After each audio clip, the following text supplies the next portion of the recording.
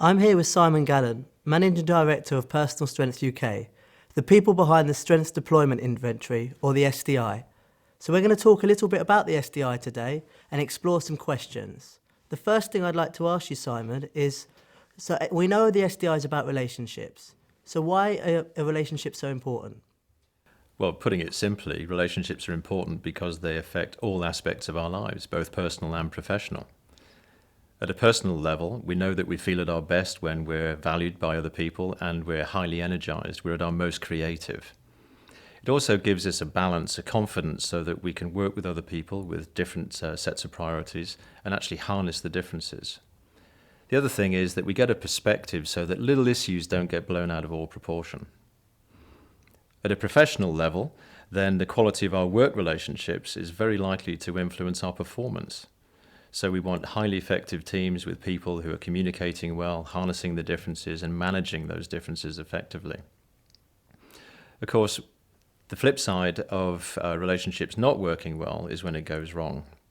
Research from the Saratoga Institute showed that after 20 years of research and 60,000 exit interviews, that 80% of job terminations could be linked to poor relationships with the boss. In the UK, the CIPD, a report there, showed that £24 billion worth is the cost of conflict in the UK. And also that equates to 370 million days worth of lost work. So we know that SDI has got a lot to do with relationships. It'll be interesting to find out from you where all this research and work came from. The SDI has actually got quite a pedigree. It starts in the 1930s when Elias Porter, or Port as he was known, was working under Carl Rogers at Ohio State University.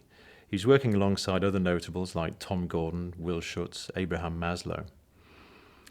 Then in the late 40s, he came across the work of Erich Fromm, specifically a book called A Man for Himself. And this is where he really started to confirm that his ideas of focusing on the positive aspects of personality really were happening. In the 50s, he produced his book, An Introduction to Therapeutic Counselling, where he really started to outline his views on non-directive therapy and how this would be beneficial. And interestingly, the foreword in that book was written by Carl Rogers, where he stated that Porter had succeeded where failure was certain. Following that, there was 7 years where Port worked on Carl Rogers' staff at the University of Chicago. And during that time, he was developing a variety of different personality questionnaires based on Erich Fromm's 4 orientations. Eventually, in 1971, he produced his first SDI. And since then, really, we've been focusing on the development of the theory, but more importantly, the application of the theory. It was one of Port's wishes that the theory should be used so that people could benefit from the theory. In fact, one of his quotes is, "The more a theory is for a person rather than about a person, the better it will serve that person." Okay, well, thanks for that. It's really interesting to hear some of the background, but it'd be as well interesting to find out what the SDI actually looks at.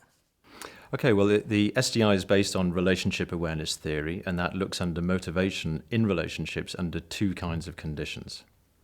1, when things are going well, and 2, when there's conflict. Okay.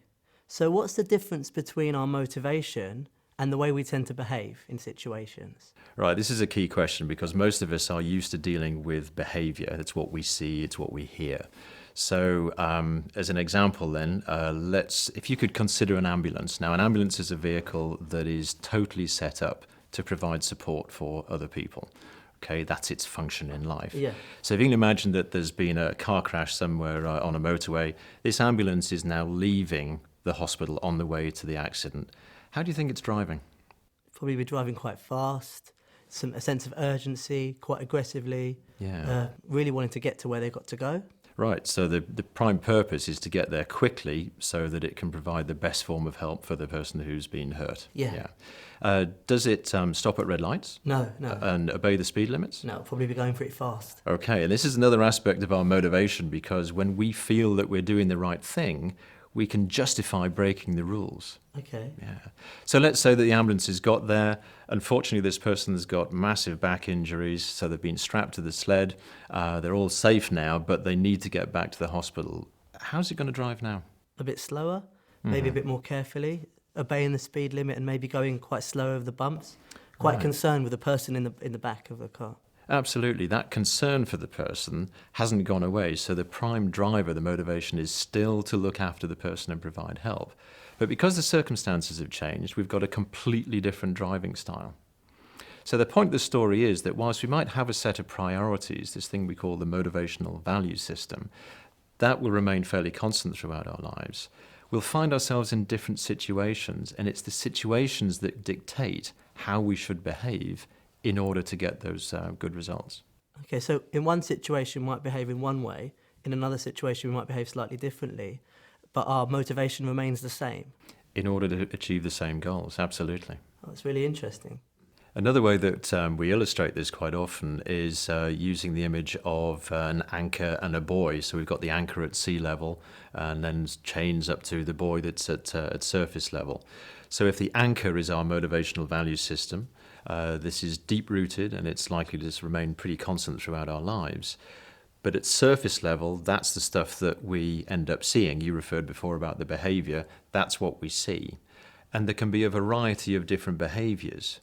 But just like buoys that are bobbing around on the surface of the sea, they're open to the influence of the environment. So if the tide falls, then the buoy will drop. If the wind blows, then they will move. So we're likely to see these shifting behaviors. Part of our skills in managing relationships is to understand what those influences are and connect it to our own motivational value system. So when new behaviors are required to manage a relationship with another person or manage a particular situation, we need to select the most appropriate buoy or driving style in the previous analogy and then deploy that accordingly. Okay, so if motivation is something inside us, like our anchor, and behaviour is something on the surface, how do we start thinking about other people's motivation or their intentions? Yeah, this is one of the challenges, because if we take a snapshot of the behavior, it's likely to be misleading in one situation. So what we need to do is we need to look at consistencies of behavior and look for the intention behind it. If you think that you may have had a crossword or a disagreement with people in the past, how often does the conversation end with something like, "Oh, but I thought you meant," or "all I was trying to do was," and then you get the real intention.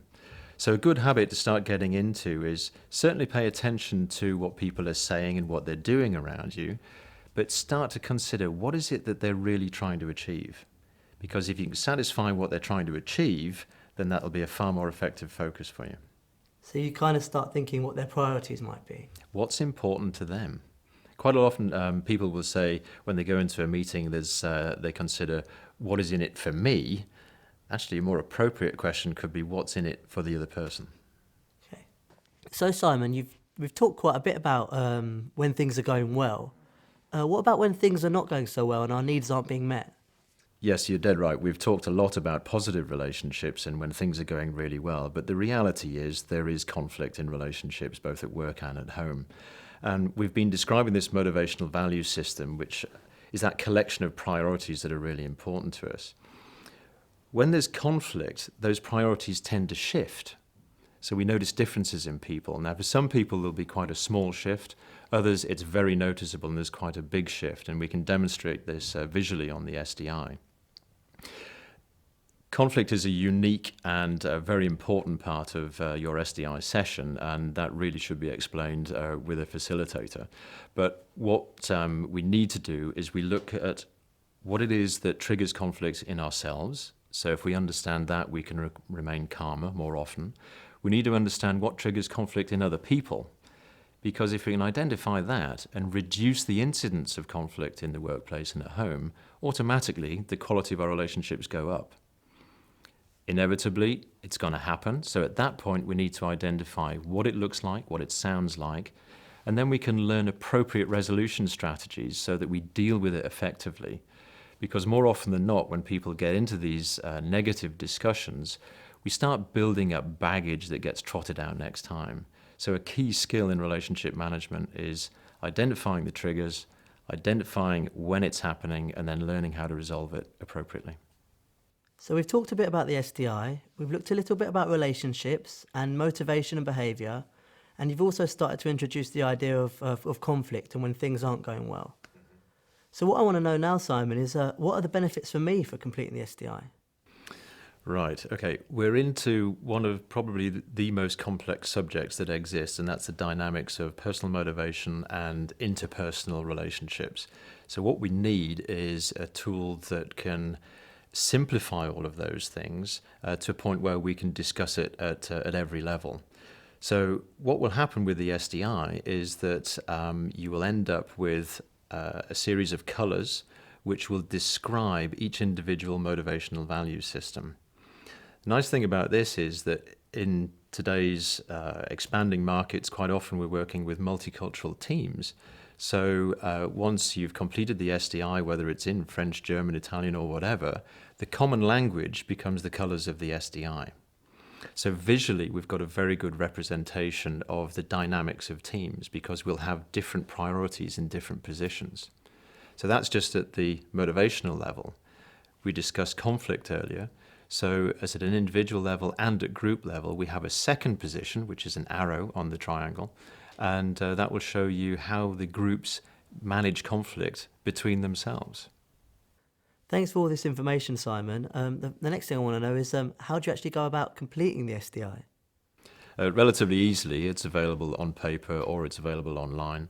Online is probably most commonly used these days. You'd receive a link and complete it, and the results will be posted to the facilitator.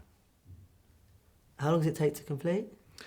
Roughly 20 minutes. The SDI is constructed in a way that it asks you to consider situations in all life situations. And because of that, it drills down to that set of motivational values that will remain relatively constant throughout your life. So this is one of those inventories where the output will remain constant throughout your life. So, Simon, what can I expect when I get my report? Well, this is really where the excitement comes in because you're starting to learn more about yourself and about other people. The SDI results should really be facilitated by someone who's qualified to do so, but the environment will vary depending on the needs. If you are a leader, you might want to have some one-to-one coaching. In fact, at any level in the organization, one-to-one coaching. But it really comes to life when you've got a whole group of people that have worked together before, they've got experience of each other, and suddenly you start light being shed on what's been happening and what can happen in the future. Okay, Simon, thank you for your time today.